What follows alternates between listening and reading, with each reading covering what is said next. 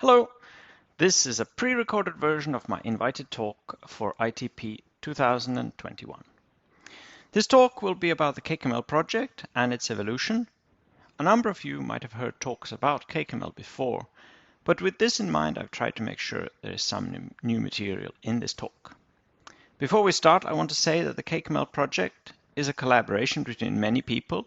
In this talk, I'll particularly mention work by Ramana Kumar, Scott Owens, Yongkiam Tan, Andreas Lööw, Michael Norrish, Anthony Fox, and Johannes Bochula. However, a more accurate list of the contributors is this one. As you can see, there are too many people here for me to mention the name of. And to continue by giving you a sense of the scale of the project, here are some numbers that describe the size of the codebase. There are about 465,000 lines of definitions and proofs in the codebase, and also a non-trivial amount of code for proof automation. This is an effort that has been going on for several years. Now that I've made my point that the project is large, let's start with the content of the talk. I'll start by defining what I mean by CakeML. I use this to refer to a number of things. Firstly, it's a functional programming language in the style of standard ML and OCaml. This is a significant subset, so we support, for instance, user-defined mutual recursive data types, pattern matching, stateful references, arrays, user-defined exceptions, basic modules, and a foreign function interface. Secondly, I use the term CakeML to refer to an ecosystem of proofs and tools built around the language. And finally, I use it to refer to a verified stack that we've built using CakeML. Now that we know what CakeML is, one might want to ask what the motivation is. So each part of the project has its own motivation. However, the following questions have been central to the whole project. So we strive to answer questions such as, is it possible to have a clean, high-level programming language formalized with a compiler that generates code with good performance? Can we have everything properly connected with proofs? And even transport proved properties down to the actual machine code or hardware. I want to mention that some goals are shared with the DeepSpec project. So I've split this talk into 4 parts. These parts somewhat follow the 4 phases that the CakeML project has gone through. And we start at the very beginning, at code generation for CakeML. So this was the original motivation.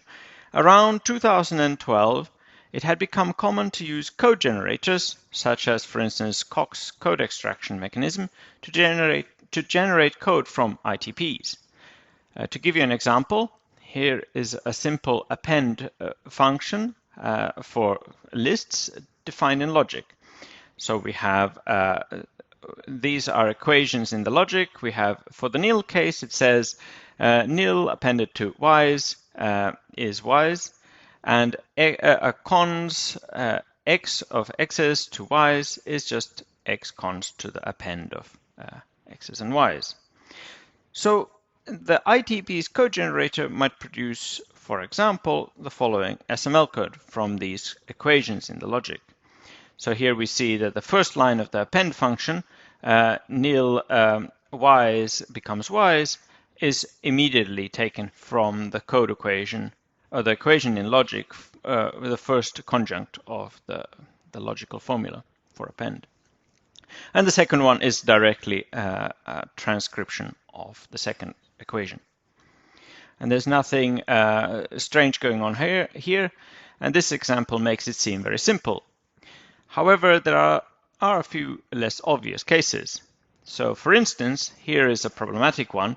So suppose we define head of a list as follows: head of x cons x's is x. Well, what happens in the nil case? In the logic, this is left unspecified. And one shouldn't think that this is local, because underspecification propagates. For instance, we can see map head of x's. Now suddenly this underspecification has puts a condition on all of the elements of x's. And a user might want to prove, for instance, that I'd like to know that I don't have any underspecification in my program, in my generated code. This is not so easy always. Underspecification isn't the only problem. We also have semantic mismatches. So here is an example of if a Boolean test x is equal to y. Well, a programming language's equality is different from the logic's equality. And here one has to be very careful to make sure that the use of the types that one supplies to this equality really do match across between the programming language and the logic of the ITP. Another problem is how should numbers be translated? Here we have the factorial function, but of course factorial goes to very large numbers, and so we had better make sure that the host language doesn't impose any machine limitations on the numbers and really captures the mathematical notion of the numbers. With this background, Scott Owens and I were discussing this. And this is not exactly how this is not word for word what the discussion was, but here you get a sense for what the discussion was roughly like. So, for instance, Scott might have said, this is not a good state of affairs. And I might have answered, well, automated translation is better than manual ad hoc transcription. Well, yes. However, ITP should do more. ITP should prove that the generated code is behaviorally equivalent to the original functions. I completely agree. So this resulted in Scott, Owens and me formalizing a subset of standard ML, which we called CakeML, and developed a proof-producing code generation tool for Hall 4. In the next few slides, I'll show you what we mean by this proof-producing code generation. So these are a few technical slides, and I believe the only technical slides of this entire presentation, so bear with me. So the key definition for this example, or this explanation, is eval env post. So eval should be seen as a judgment, a Hoare triple-like judgment, although it only has a post condition, no precondition. So you should understand it, or it is defined as there exists some v such that evaluation of CakeML expression x evaluates to that v, such that a post condition v holds for that v. So this arrow down here is big step semantics, and so the judgment is really about total correctness because it talks about evaluating until termination. So if we have eval of something, then it evaluates all the way to termination, and post condition holds for that. That's guaranteed. And here at the bottom of the slide is a small example which says that that integer, a literal integer CakeML expression 1 relates to the logic integer 1, and in the logic, integers are the mathematical integers. And CakeML also, I mean, the semantics of its integers are also the mathematical integers. In this example, you see that we used int 1 as the post condition. And int is a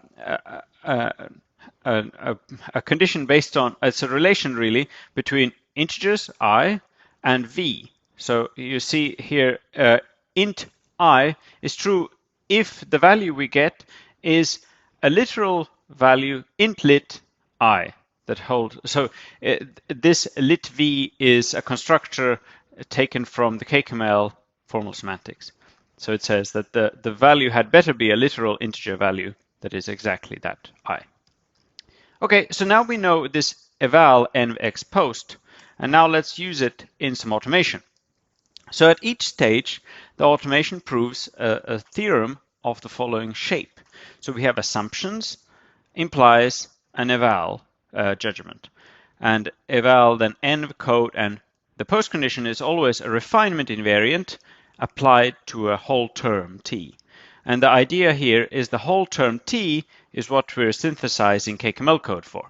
So t is a whole term, and the code is the CakeML expression. So we've already seen, here's some examples, we've already seen how 1 relates to 1 for integers.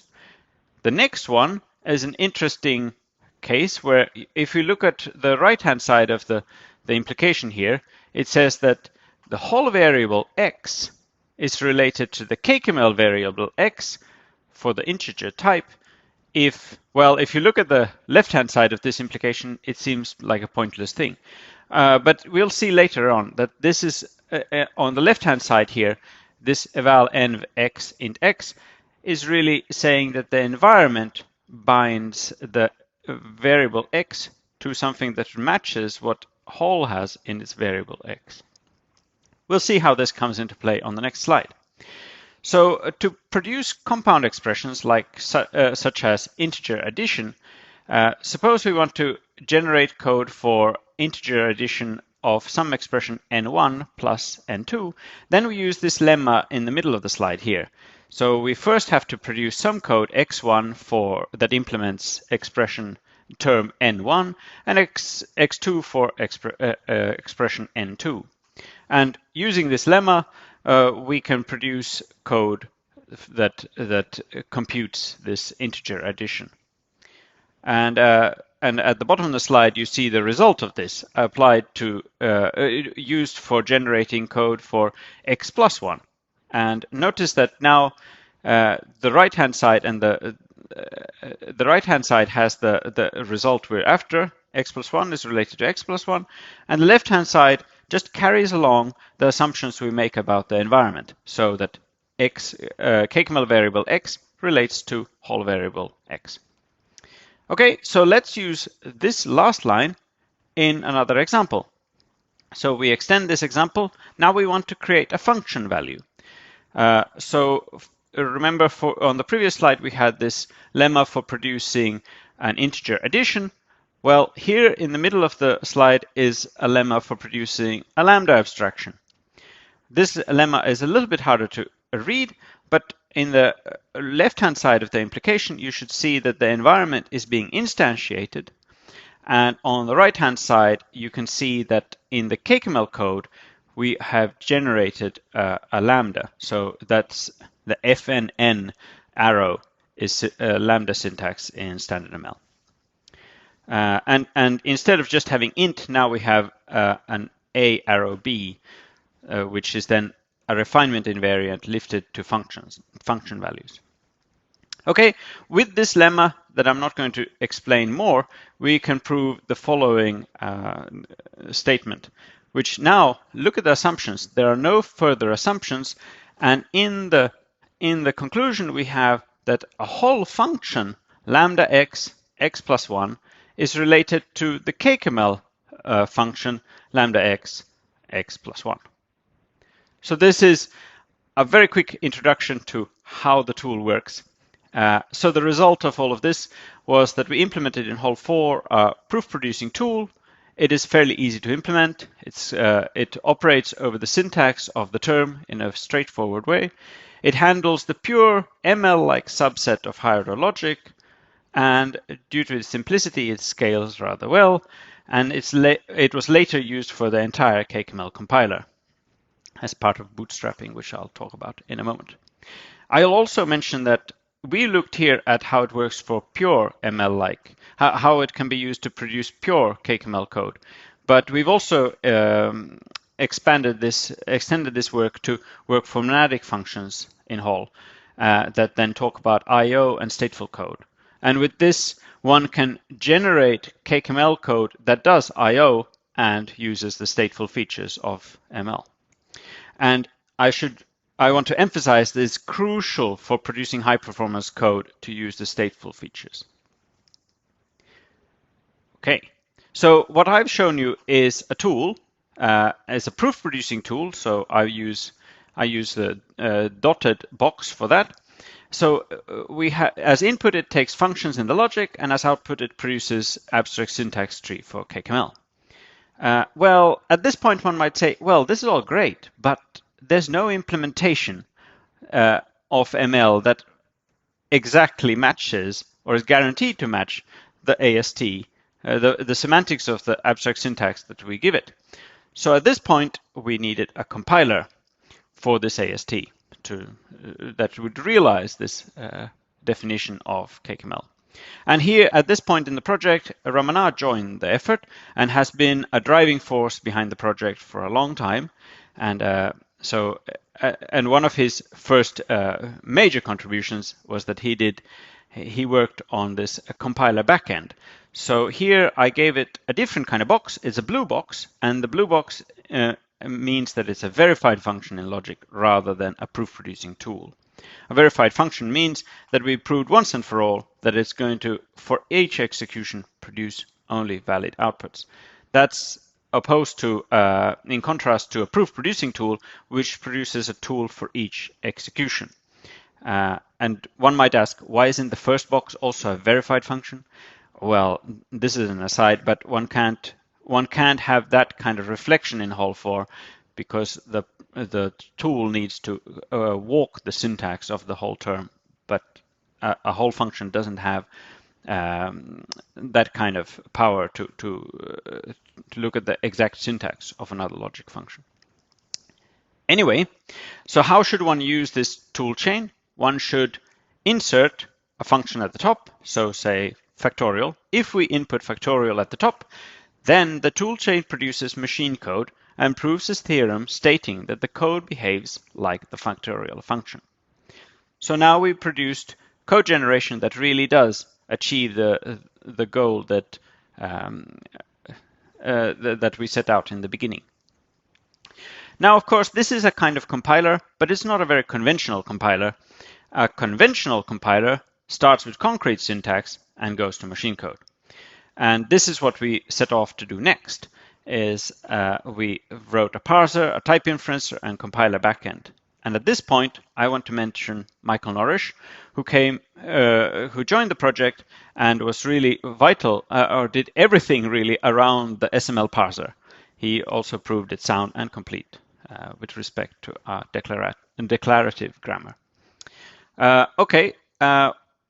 So everything in this yellow box is a function in logic. So that's a function in logic. And then came the idea for compiler bootstrapping.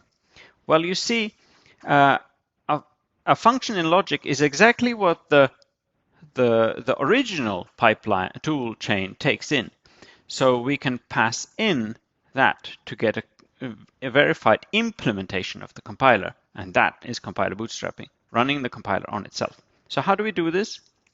Well, just as we did before with the factorial function, we can do the same with the compiler function, now that we have an end-to-end compiler implemented as just whole functions.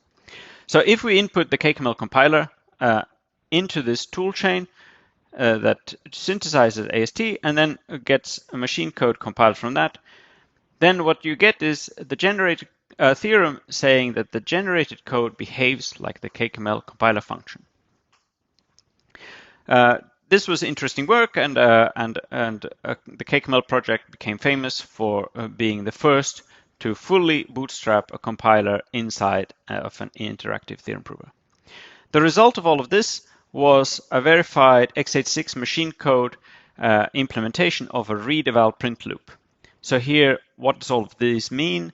The purple boxes, the Lexa, garbage collector, and bignum library were handcrafted, verified x86 machine code implementing those functions. The blue boxes, the parsing, type inference, and compilation algorithm, were the machine code for those were produced from CakeML implementations of, or ultimately of functions defined at the whole level as a functional program, but then CakeML compiled down to machine code. And the green box of bytecode execution is showing that this is where bytecode turns into snippets of machine code and then executed directly by the processor. So this is dynamic compilation. The read-eval print loop, the eval part of read-eval print, is really compiling, installing it into memory as a machine code, running it there. Okay, so I want to show you a demo of how this works. So this demo will show what version 1 of CakeML could do. This is showing that it really feels like a normal read-eval print loop. So here we start the read-eval print loop. We can write in literals like 5, and it says 5. 5 plus 2 is 7, of course. We can bind things to names, so n is 4. N plus 9 is then 13. We can define functions like the factorial function. We can apply it to 5, we can apply it to 50, and to 500. And you can clearly see that we're using a big num library here to manage having such large numbers. And the big num library, just like the garbage collector, is all verified and part of the read eval print loop. After version 1, we realized that we really want to improve the verified compiler. Version 1 was great because we had the parser, we had the type inferencer, we had the read eval print loop, we had everything set up. But I think the compiler backend was the one that was least realistic of them all. So next we took steps towards realism.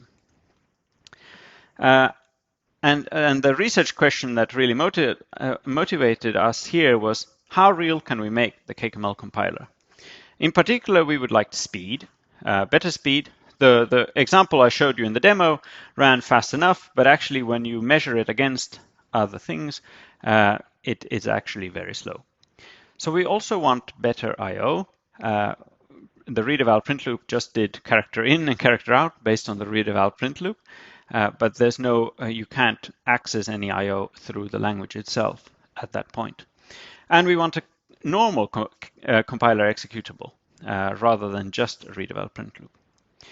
And in preparation for this effort to redo a lot of the CakeML work, to reinvent the compiler, we revisited the entire methodology.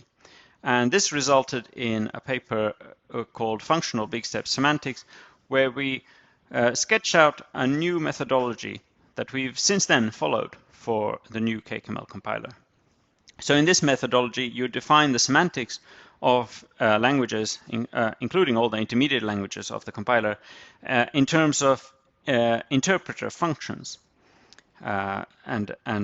So big step style, so they always come to a result, and they use fuel to make sure that they are terminating. But we were sort of, one of the keys is to only reduce the fuel at points where you must reduce the fuel. So in a while language, for instance, you would only reduce the fuel or tick the clock at the point where you go up through to repeat a while loop. Okay, so we had a new methodology, and then we set off to work. And a new compiler backend came to be. In the current form, it has 8 intermediate languages and many within intermediate language optimizations. You might wonder, why do we have so many intermediate languages? Well, the point of this is that each intermediate language should be at the right level of abstraction, both for the benefit of proofs and compiler implementation. And at this point, I want to mention Yongkiam Tan, who got involved around this time with the project, and he was really crucial in doing everything to do about register allocation, instruction selection, and many other things in the lower end of the compiler. So he has been and is still a very active person within the project. So I thought I'd zoom in and give you a kind of tour, a quick tour of what the compiler implementation looks like, in diagram form at least. So how should one understand this diagram? On the left-hand side, we have the values used by the semantics. In the middle column, we have the languages, the names of the languages, intermediate languages used. And in the right column, we see the transformations described with a short comment. So we see that at the top, the compiler starts with source syntax, which is parsed, and then types are inferred for the resulting AST. And here the parser and type inferencer are as before, so as in version 1, and both are proved sound and complete. So the early phases of the compiler reduce the number of language features to make compilation easier later on. And then I think one of the most interesting languages is clause-lang, that comes a little after flat-lang.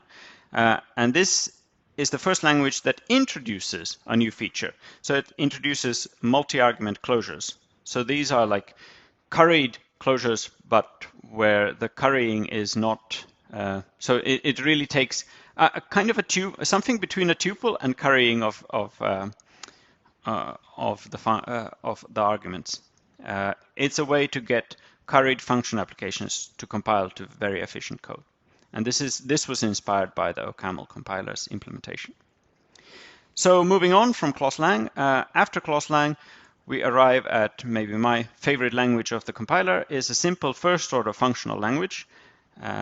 And then a little bit later, we arrive at an imperative language. This is still abstract in the sense of data is still functional in the sense that it has structure like constructors and so forth. And then we take a step into wordlang. From datalang, we take a step into wordlang, which has machine-like types. So here, suddenly, everything, we have a memory that's garbage collected, and we have machine words as the main values. And from this point onwards, the entire compiler is very much like a conventional imperative compiler, but with a functional programming twist. It has garbage collector, live variable annotations, and fast exception mechanisms for implementing ML's exception mechanism. And you can see this here that the wordlang, for instance, has a garbage collection primitive. And stacklang has an optional garbage collection primitive and has a phase where it inserts an implementation of the garbage collector into the compiled program. And then at the bottom, we made sure that we were not restricted to x86 machine code at the and we decided to target several architectures. We have targeted 5 architectures, commercially available architectures. And the fact that they are both 64-bit and 32-bit and big endian and small endian required us to keep the whole compiler chain above quite flexible and configurable. Okay, so this has now described the implementation. So did we get the performance numbers we were after? Well, here is a graph that gives some indication of performance with respect to other compilers. So the other compilers are, in red we have the native code compiled OCaml. And everything in this graph is adjusted so that it's compared against native code compiled OCaml. So anything that has a bar that is lower than the red bars is faster than OCaml, and anything that is has a bar that's longer is slower. So the blue one is Milton, the green one is SML New Jersey, PolyML is the purple one, and CakeML is the bright blue one.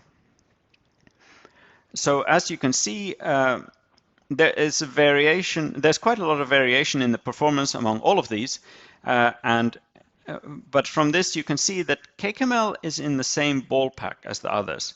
For half of these, CakeML is faster than native code compiled OCaml, and Milton seems to be overall the best performing, which is no surprise. And one can, of course, look at why did CakeML perform worse in some of these cases. Well, we think that CakeML's default to arbitrary precision integers has cost us some performance in some of these benchmarks, and also high order inlining would help in this particular benchmark of fold L. But I think the take-home message here is that CakeML is not hopelessly slow. It's among the non-verified ML compilers.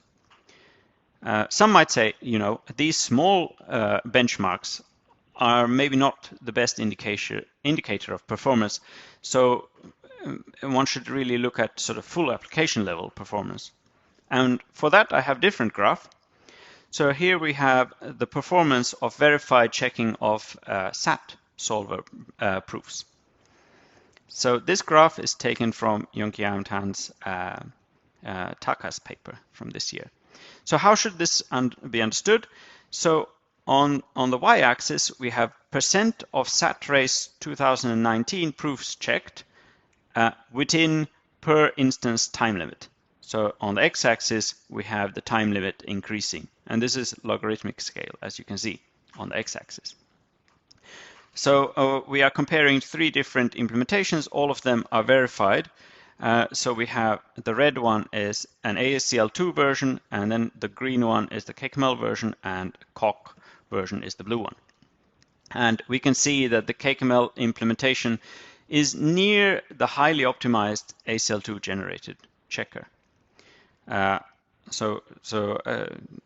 Both the ACL2 and the CakeML implementations make heavy use of the stateful features of each platform. And that's how we managed to get this, this good speed. And you can see that the algorithms are actually very close because the performance matched very close as well. The Coq version does not use, to my knowledge, any stateful features, and as such, it can't really compete in terms of performance with the CakeML and ACL2 checkers. So that showed that we can achieve decent performance for even complicated applications. And here I thought I'd show a demo of the CakeML LPR checker running. So first of all, here are some files. If we run the checker without any arguments, we get a usage message. And now I'm going to time an application of it to CNF. And here is a proof to check. And I run it. And it takes about 4 seconds. It has verified that it is unsat. And now let's look at what code actually ran. So this is what was produced from Hull. So we have some read-only data, we have a bit of startup code, and then here is the bulk of the file. It's just bytes. So this is the machine code that was proved correct inside the Hull 4 theorem prover for this application. So it really is machine code, although the file name .s suggests it is assembler, but really it is machine code, the bulk of it. So I want to also talk about a few other developments that have made this possible. So much of that code in the Cake LPR checker and a few other examples are manually written CakeML code. So how do we verify manually written CakeML code? Well, for that, there's a bit of background. Arthur Shargarod has developed CFML for reasoning about OCaml code in Coq. And so Armael visited Chalmers and adapted Arthur's CFML for reasoning about CakeML code, including CakeML's use of stateful features, exceptions, and I/O. This was a very impressive internship from him and has been very fruitful for us. And then Son Ho implemented significant proof automation on top of Armael's program logic for CakeML. And these are important parts that make it possible to produce high-performance code like the LPR checker. On the topic of the program logic, I want to talk about infinite runs and liveness. So infinite runs, the compiler proofs talk about infinite runs just as much as they do about terminating runs. However, the program logic should also be able to talk about infinite runs. Traditionally, program logics mostly talk about or only talk about terminating runs or what happens if the program terminates. So not about liveness and infinite runs. To be able to cover this part of the semantics, we adapted the CakeML program logic, so the CFML adaptation, to reason about infinite runs and liveness properties just as well as they do about terminating runs. So we extended that CFML and presented that at ITP a few years ago. And for this work, Johannes Pohjola, I want to mention him because he was vital for that work. Okay, so now we have a way of proving that a CakeML source program does not terminate and has useful behaviors while not terminating. However, this brings a new problem. The problem about liveness. The compiler correctness theorem allows any CakeML program to exit early with an out of memory error. Okay, thus non-terminating CakeML source programs might terminate once compiled. So even if you prove that it doesn't terminate at the source, the compiled program might terminate. And you can see why this is allowed from the shape of the compiler correctness theorem. Here you see machine sem is the semantics of the machine, the target machine language, and source sem is the semantics of the source code. But in between them, there's a subset relationship and this extend with resource limit. And this extend with resource limit takes a source semantics behavior and extends it with all traces up to the with any trace that is following the source semantics, and then can cut it at any point with an out-of-memory error. So it introduces this partiality.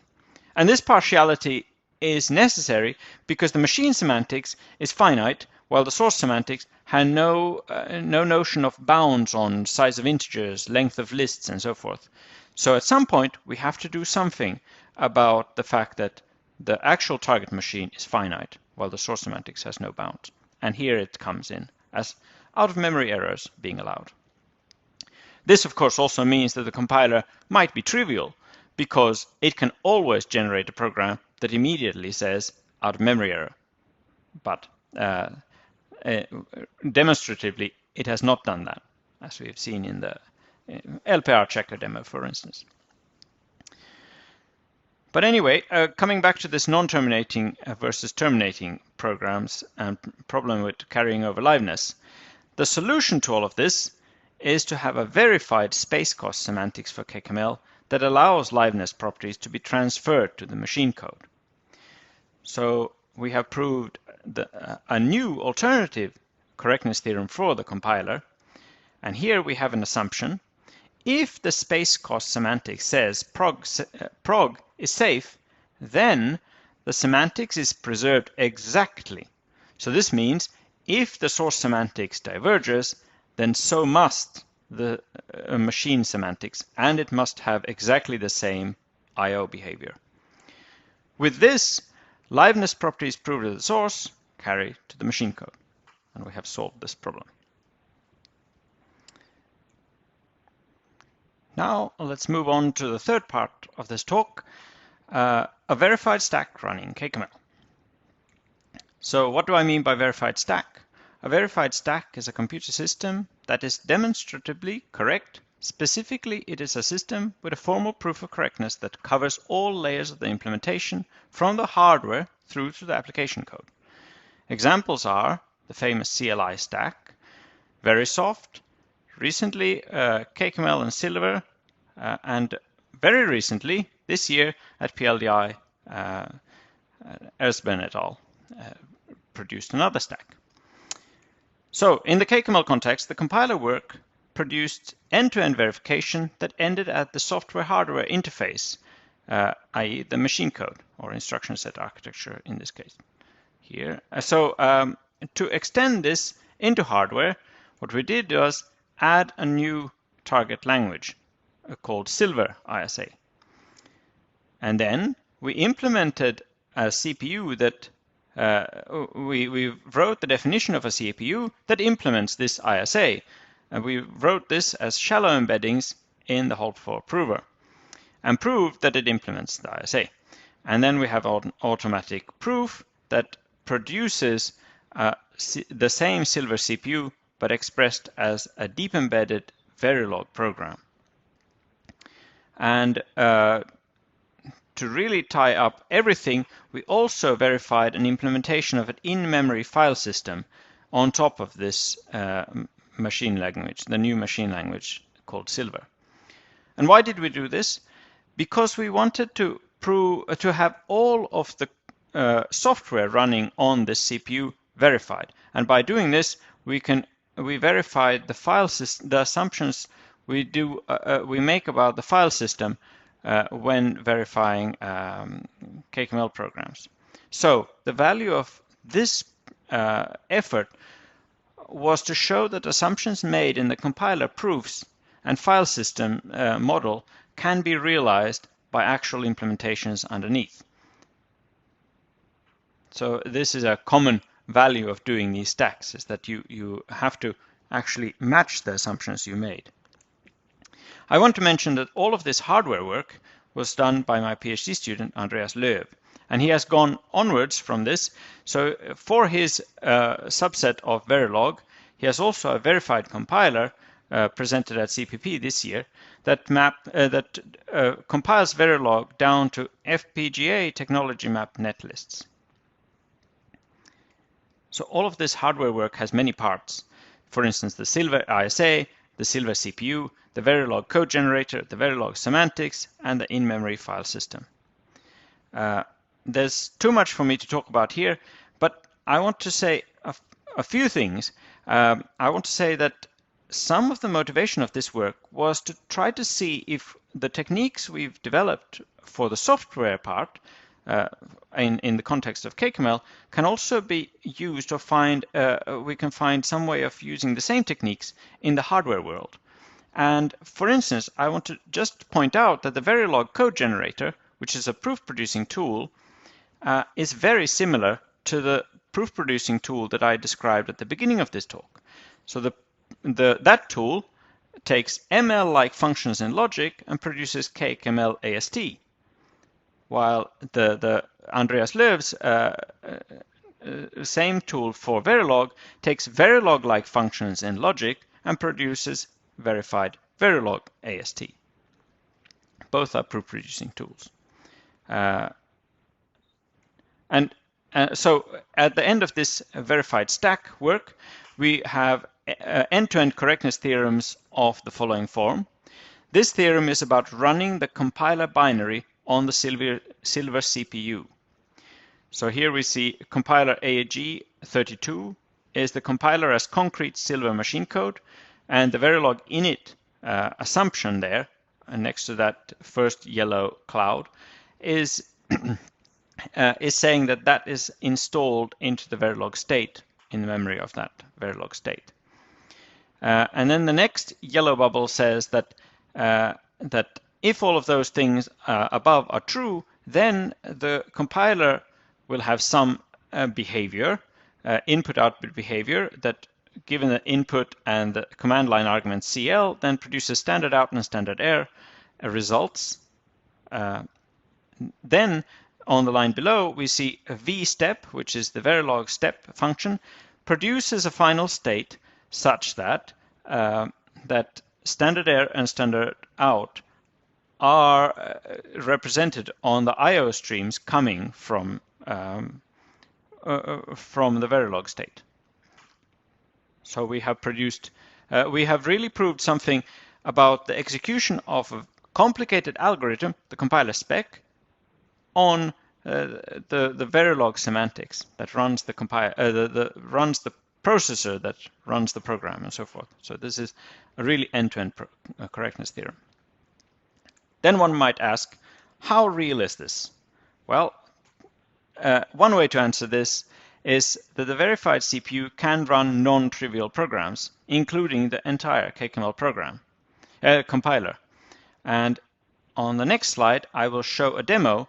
In this demo, Andreas Lööw shows how a sorting program can be run on the Silver, a sorting program that has been compiled down to the Silver CPU runs on the Silver CPU that is running on the FPGA that he shows here. So I'll let Andreas talk in this demo. Here we have collected the PLI papers into a text file.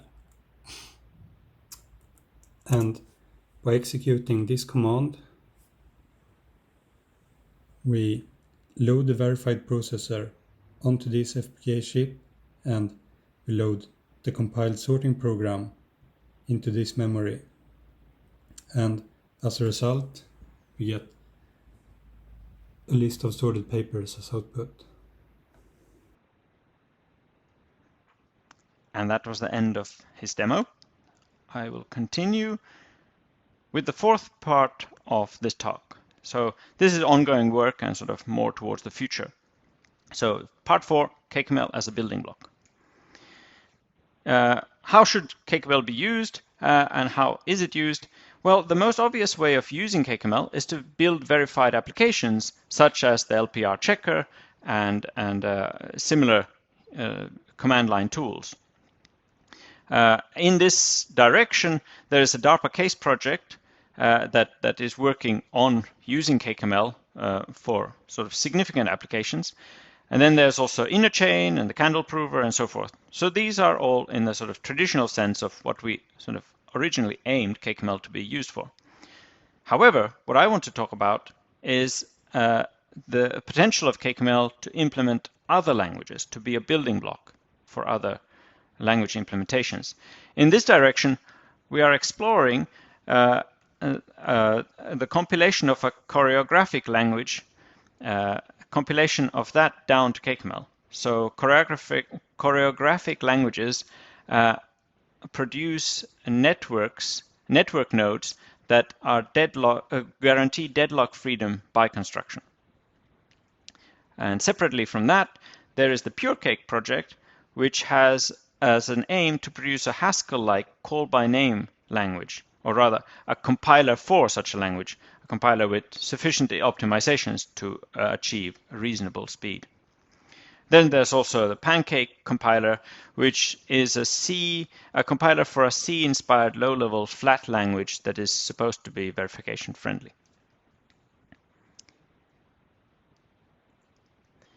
So future plans. In the short term, we'd like to bring back the read-eval print loop from the first version. This has proved to be quite tricky to achieve in the latest version, but significant progress has been made by Thomas Sewell on this topic. Then another short-term goal is to finish the verified candle ITP. So this is a verified version of Whole Light that can run on top of CakeML. And then, of course, in the short term, we also want to react to usability feedback from the Case DARPA project. In the medium term, we will implement other languages using parts of the CakeML compiler.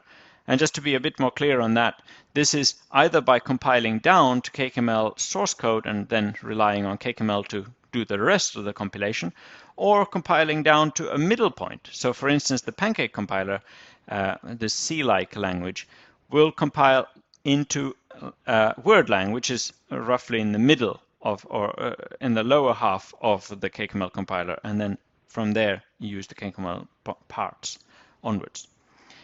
Another medium-term goal is to make space cost reasoning more practical. Currently, we've shown that it is possible, and we have a verified space cost semantics, but it's actually quite difficult to work with. In the long term, who knows? Who knows where we'll end up, what we'll do.